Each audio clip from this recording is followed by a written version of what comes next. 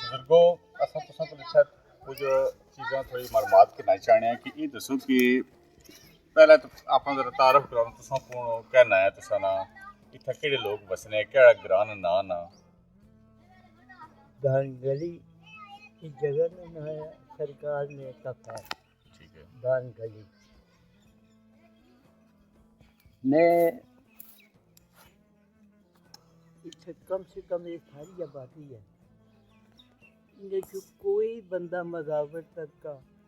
गद्दी निश्चित सरकार ना नहीं बनया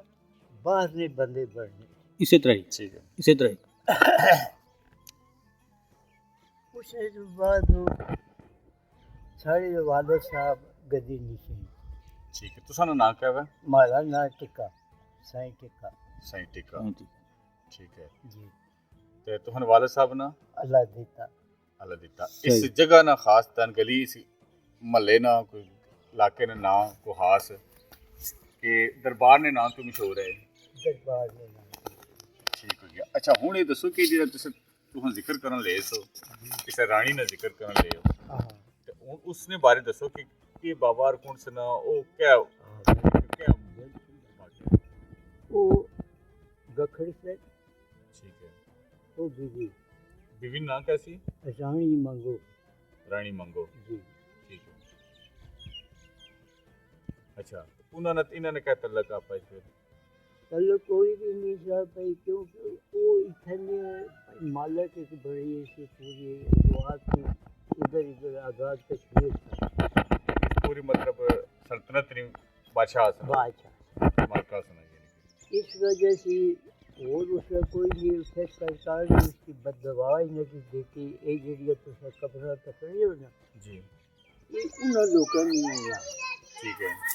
गखड़ा नहीं ये सारी गखड़ा नहीं कब्रा ना हाँ ठीक है बिल्कुल जी। जरा अंदर सरकार ने गयो सलामी की है वो सिर्फ गद्दी निशीन जड़ा आ उसनी कब्र जड़ी है वो सरकार एक दीवार टुट जानी पीछे ठीक है जिधर किसी की मालूमात नहीं होगी सही तो ये क्या है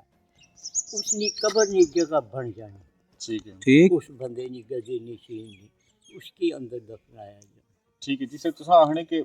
बदवा ने एक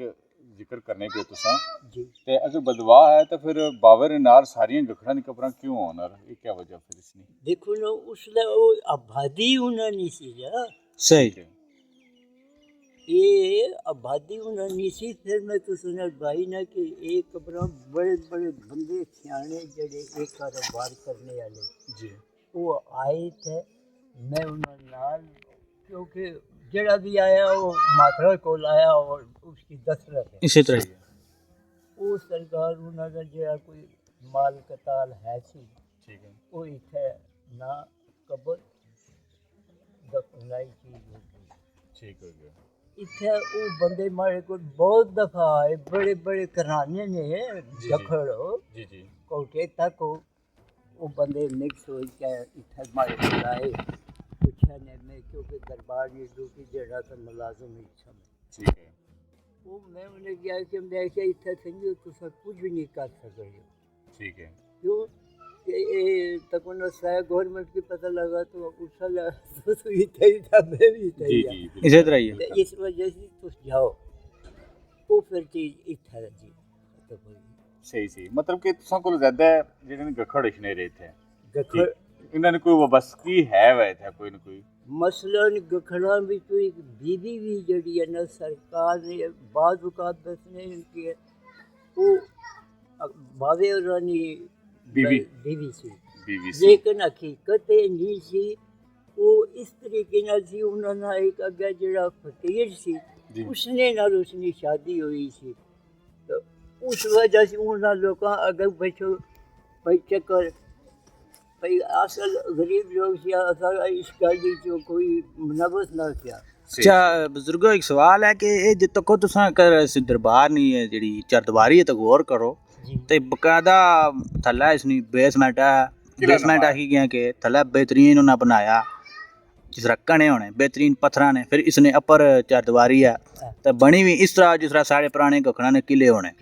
तो ये किस बंदे बनवाया सी ये किला वगैरह या जेड़ी ये चरदवारी है कुछ ने लमज कोई हो ये बड़े लबी ਇਹ ਜਿਸ ਤਰ੍ਹਾਂ ਤੁਸੀਂ ਜ਼ਿਕਰ ਕੀਤਾ ਕਿ ਰਾਣੀ ਮੰਗੋ ਨੇ ਘੁੰਮਤ ਸੀ ਤੇ ਸ਼ਾਇਦ ਉਹਨਾਂ ਫਿਰ ਉਹ ਬਣਾਈ नहीं मैं मेरी जहन चाह गई ए दरवाजा नहीं ਜੀ ये ऊपर जी जी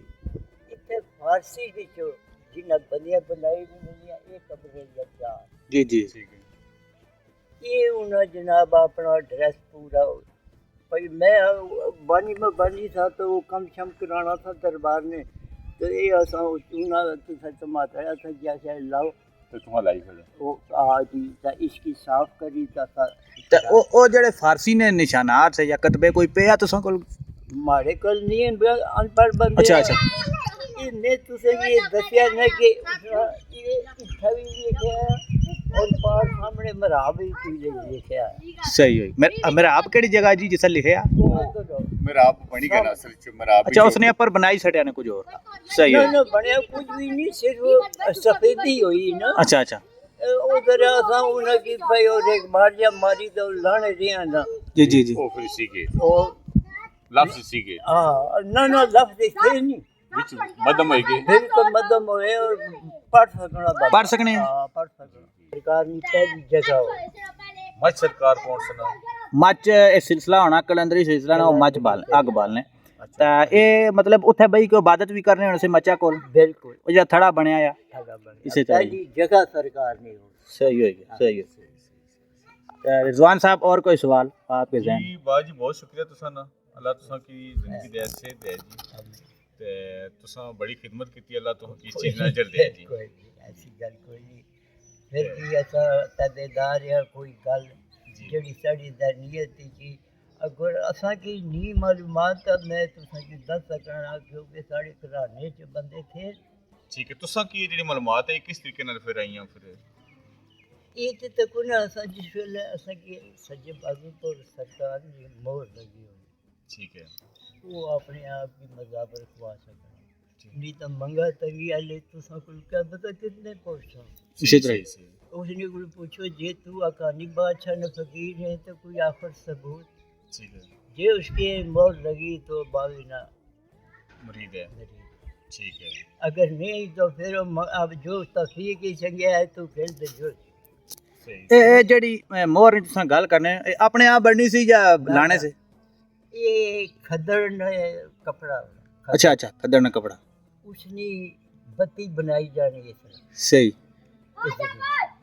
वो जिस वेले असें मुछे दाढ़ी मन मना के सब भाई एक अल्थी भाई सही होगी वो जनाब है तुसा बैठे हो मैं बैठे अस दोए ये बंदा भी टैक्सी अच्छा अच्छा ऐसा लाव ला के वो खलियारी टैक्सी उसके माची चू आग काट के उसने पर लाई सही जिसने वो पूरी जल जाती निसब जाती तो सकी महसूस होती कि बड़ा मास जल रहा इसी तरह ही वो जी जी आपने एक पत्थर खो गया था उसने पर रख सही जिस वेले तो सोड़ो ला के फिर पता एक रखा अच्छा तो ये मोहर वाला जरा सिलसिला है मोहर लाने न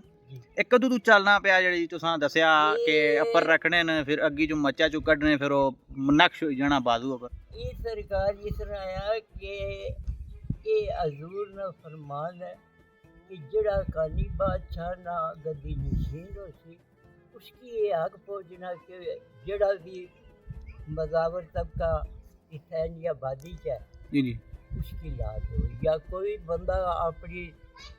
बड़े बड़े दूर तक बंदे आए जरा दरबार ना खादम हो सी उसकी ला दियो खादम ने कोई भाषा नहीं तलग नहीं ये है कि ड्यूटी देनी पैनी अच्छा जड़ा बंदा ड्यूटी देना उसकी लाने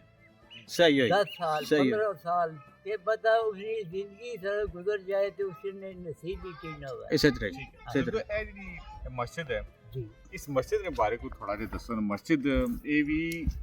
ਇਹ ਤਾਂ ਕੁਝ ਤਾਂ ਜਦੀਦ ਲੱਗਣੀ ਵੀ ਹੈ लेकिन पिछा ਜਿਹੜੇ ਅਸਾਰਾਤ ਨਜ਼ਰ ਇਸ਼ਨੇ ਜਾਂ ਡਿਜ਼ਾਈਨ ਨਜ਼ਰ ਇਸ਼ਨੇ ਉਹ ਬੜਾ ਕਦੀਮੀ ਨਜ਼ਰ ਇਸ਼ਨੇ इसने बारे दसो क्या कोई होना ख्याल है ਇਹ ਮਸਜਿਦ ਨਵੀਂ ਹੈ ਜਾਂ ਉਸੇ ਦੌਰ ਨਹੀਂ ਬਣੀ ना ना ये नवी है ये काफी दौर ਅੱਛਾ ਔਕਾਫ ਨੇ ਬਣਾਈ ਹੈ अच्छा ਸਹੀ ਹੋਈ ठीक ਚਲੋ ਜੀ ठीक है बुजुर्गो बहुत शुक्रिया अल्लाह खुश